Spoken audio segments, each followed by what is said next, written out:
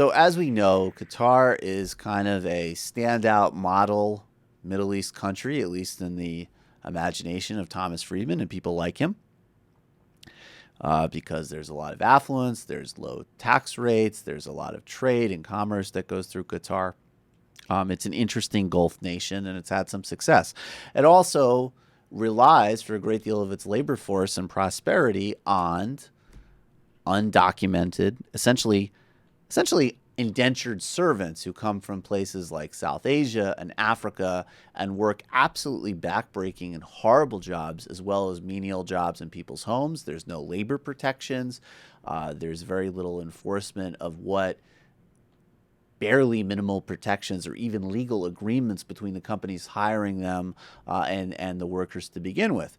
Now, of course, the 2022 World Cup, FIFA World Cup, is going to be played in Qatar, and people are very excited about the games coming to the Middle East. There's obviously some real cultural power and significance to that.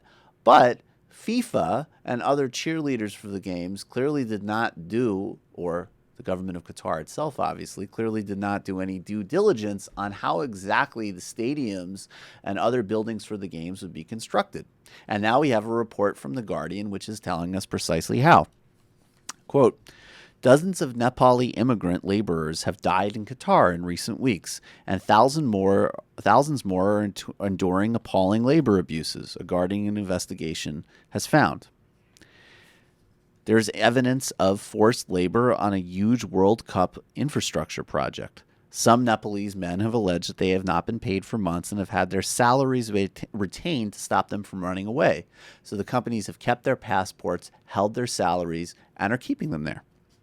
As they do serious construction work on massive infrastructure projects and stadium building, they're working in over 100-degree weather in the sun, without water, without breaks. Some of the deaths are just resulting from heart failure, some from accidents because there isn't proper safety protections as well. One worker said, "We'd like to leave, but the company won't let us." And there's another quote here from Aidan McQuaid, who's the director of Anti-Slavery International, which was founded in 1839 and has been fighting slavery since then. The evidence uncovered by The Guardian is clear proof of the systemic use of forced labor in Qatar.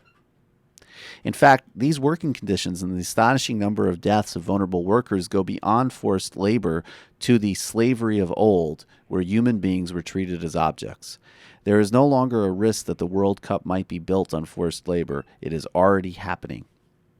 Qatar has the highest ratio of migrant workers to domestic population in the world. More than 90% of the workforce are immigrants, and the country is expected to recruit up to 1.5 million more laborers to build stadiums, roads, ports, hotels, and other essentials needed for the tournament. So basically, people flee Nepal. They might be in debt. They are in horrific economic circumstances. They're lured through a company into Qatar, and they're essentially turned into slaves. And this is happening 21st century right now, and it's an essential part of building the World Cup. And I have to say, I love watching the World Cup. It's a great sporting event.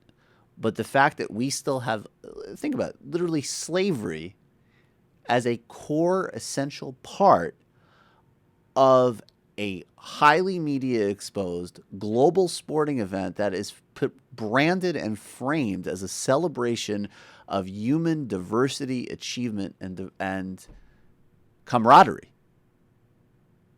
is built in Qatar by slaves. The Qatari government says they're responding, they're shocked by the allegations, while the companies and representatives of the companies have denied all charges. So I think, thankfully, The Guardian has been far out and early with this story. So hopefully there'll be enough pressure applied and enough shaming so that, well, there's already been a significant amount of horrific human tragedy as a result of this, but hopefully the situation will be reversed over the next several years in preparation to the lead up of the World Cup in 2022.